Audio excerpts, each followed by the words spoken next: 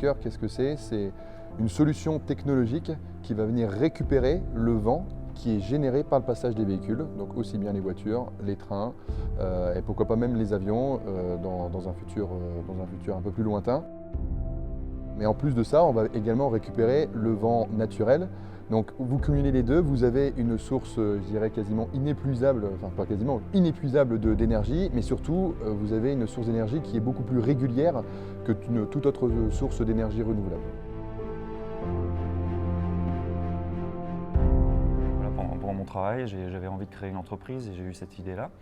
J'ai commencé à la développer pendant 1 an seul. J'avais parlé dès le début du projet à Arnaud parce qu'on est amis d'école, donc on a fait l'école d'ingénieur ensemble. Et puis tout doucement, l'idée a fait son chemin, Arnaud avait envie d'autre chose, de moins mieux. Et puis voilà, il m'a rejoint 1 an après.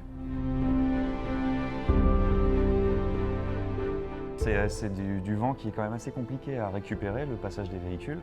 Le vent naturel, on arrive à l'étudier facilement. Donc actuellement, on fait des essais le long d'une autoroute du Nord, donc pas loin de Valenciennes. Et donc on installe différents capteurs en amont d'une éolienne, au niveau de l'éolienne, et puis on vérifie donc l'énergie qui est générée par le passage de véhicules.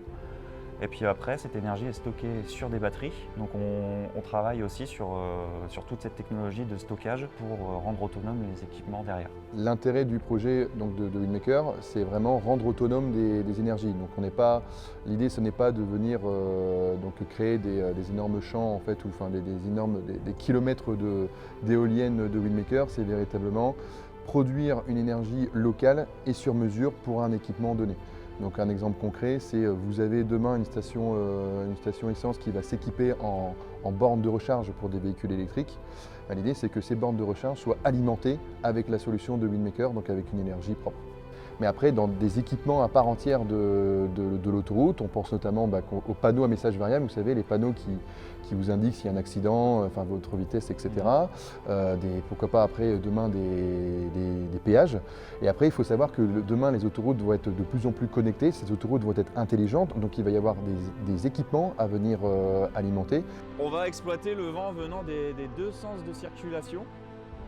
Et donc le but, c'est de rediriger l'air, de ne pas empêcher, de ne pas entrechoquer les 2 flux d'air. Donc ici, vous avez le vent dans un sens de circulation et le vent dans un autre sens. Et donc ça ne gênera pas du tout l'éolienne. Donc là, notre dispositif sera équipé également de panneaux photovoltaïques. Les panneaux photovoltaïques seront installés tout en haut du concentrateur.